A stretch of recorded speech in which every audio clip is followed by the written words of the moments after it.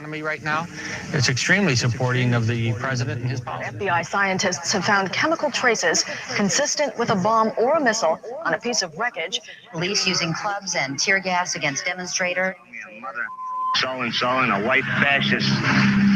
Like they said, you're getting some of your own medicine. Va ora in onda Te la ridò io, l'America, con Matteo De Sio. Welcome everybody, buongiorno a tutte e a tutti, questa è Te la ridò io l'America, questo è il nostro appuntamento settimanale dedicato agli Stati Uniti. E cosa sta succedendo nel continente americano, nel paese a stelle e strisce? Intanto il governo federale in questo momento è bloccato, addirittura viene chiamato negli Stati Uniti un government shutdown, quindi tutte le funzioni non essenziali in questo momento, dato che la legge, chiamiamola finanziaria, di bilancio americana, non è passata. In questo momento tutti i servizi non essenziali sono in pausa, ma è una grossa problematica ovviamente, non solo per i servizi dedicati proprio ai cittadini, ad esempio i parchi nazionali sono chiusi, quindi una persona che aveva prenotato per le vacanze per andare in uno dei tanti parchi nazionali statunitensi, purtroppo non può visitarli. Altre problematiche sono però anche per il settore privato, perché i pagamenti potrebbero essere quindi ritardati di molto rispetto alle perdite e alle entrate previste per le varie aziende, e questo ovviamente sposta i vari guadagni da un bilancio all'altro. Ovviamente chi è più esperto di me potrà spiegarlo in maniera molto più chiara, ma in sostanza si danneggia il cittadino sia per i servizi sia per quanto riguarda i cittadini che hanno aziende con contratti governativi. Parliamo anche di un'amministrazione Trump che ovviamente deve lottare in congresso per far passare la propria legge di bilancio, ma quali sono le problematiche? Ovviamente i democratici vogliono che i sussidi dedicati all'Obamacare, ricorderete, alle leggi dedicate proprio alla salute e al Dipartimento della Salute per i cittadini americani, finanziamenti che sarebbero serviti proprio per i cittadini più poveri per accedere a certe assicurazioni sanitarie. Ovviamente per i repubblicani questa si tratta di una spesa esagerata da parte del governo federale, tra l'altro con un Donald Trump che ha più volte durante il suo primo mandato cercato di trovare un compromesso per l'Obamacare, perché portava troppi finanziamenti federali nelle tasche dei cittadini che, secondo Donald Trump, non erano meritevoli proprio di ricevere questi aiuti.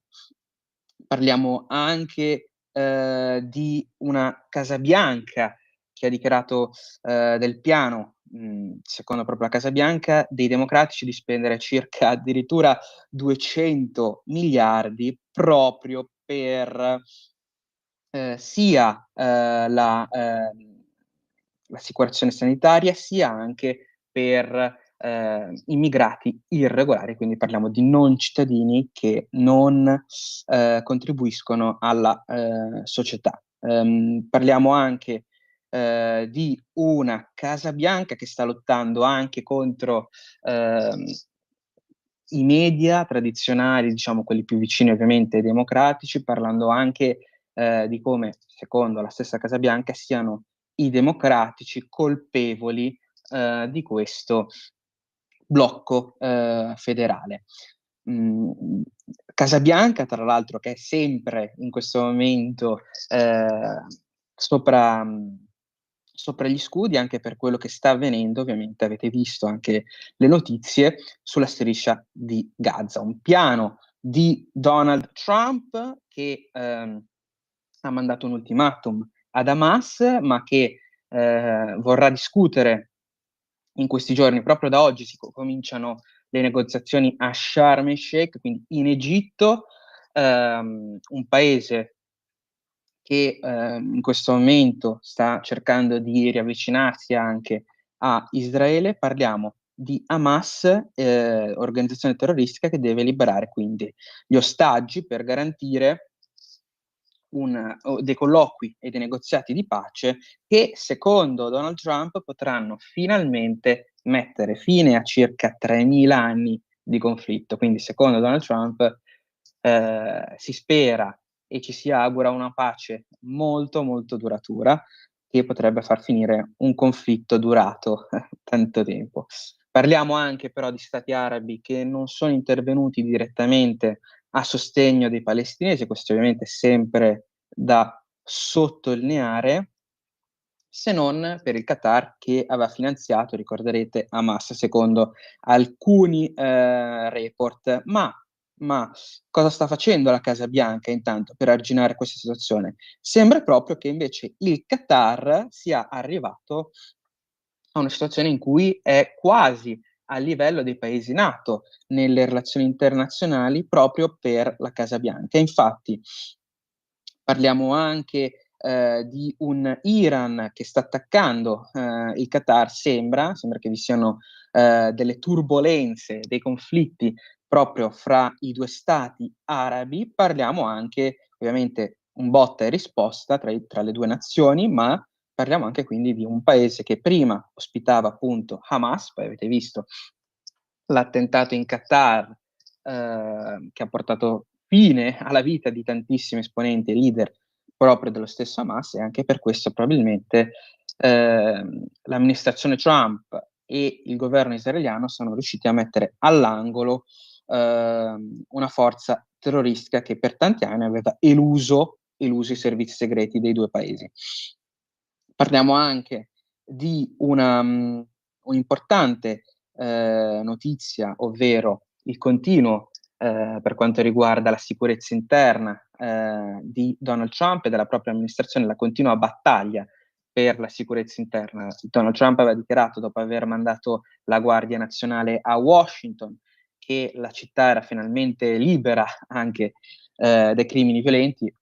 Secondo invece altri professori proprio universitari, è troppo presto per cantare vittoria, e la salita e scesa dei crimini ovviamente è fisiologica. Parliamo però di un Donald Trump che ha mandato la polizia dedicata proprio all'immigrazione a Chicago, con gli abitanti della città che cercano di almeno in minima parte, una minima parte purtroppo degli abitanti di Chicago cercano di contrastare l'operato della polizia e quindi anche del governo e dello Stato di diritto, ma non è finita qui. Secondo Donald Trump bisogna assolutamente riassestare la situazione in tante città. Ne avevamo già parlato, parlava di Baltimora Donald Trump in passato, qualche settimana fa, ma ora sta cercando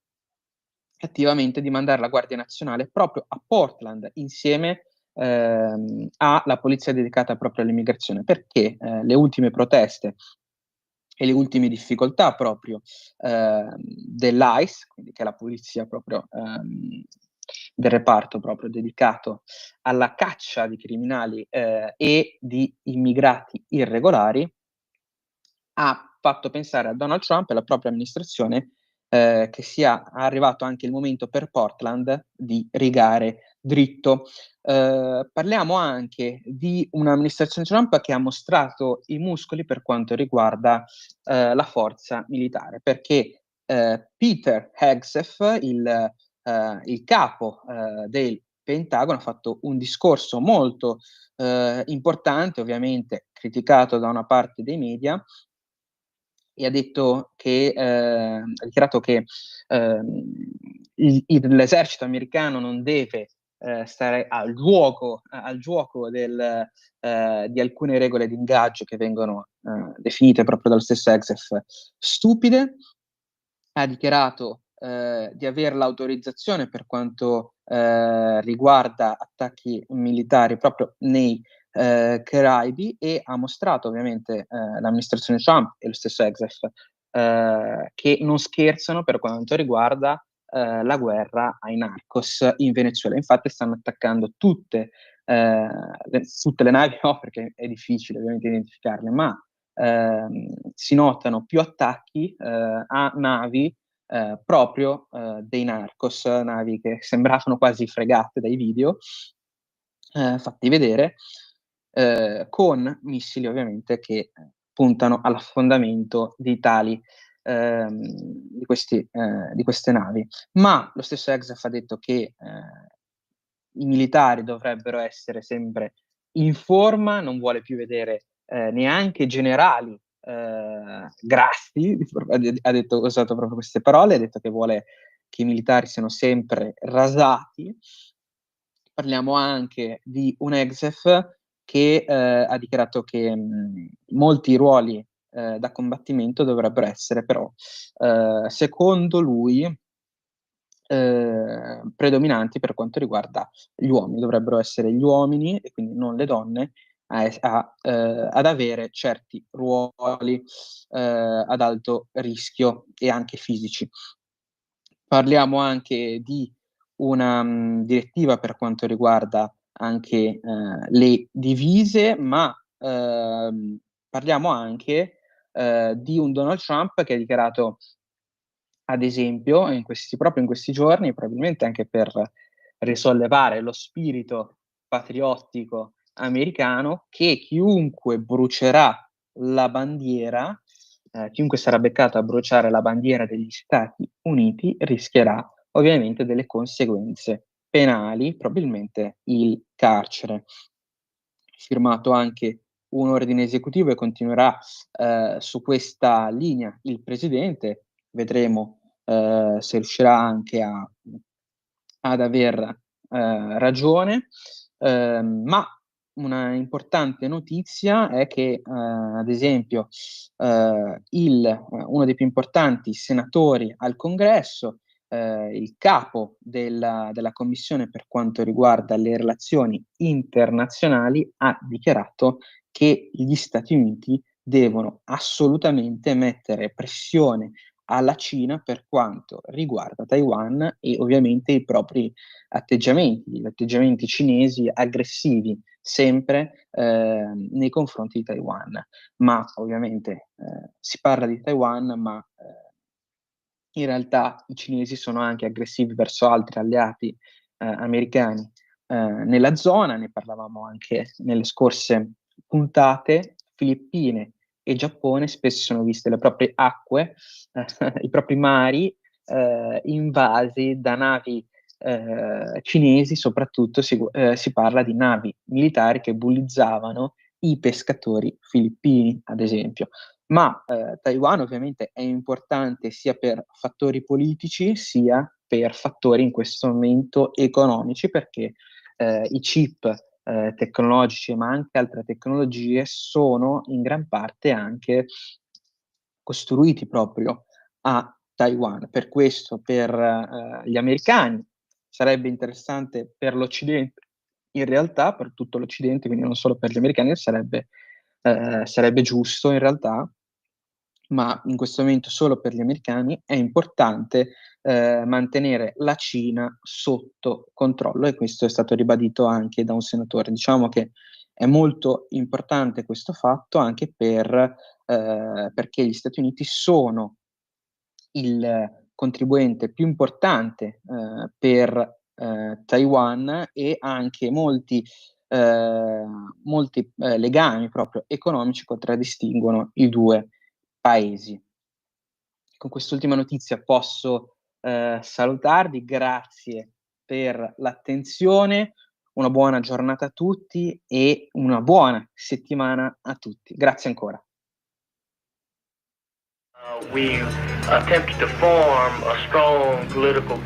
Avete ascoltato Te la ridò io, l'America.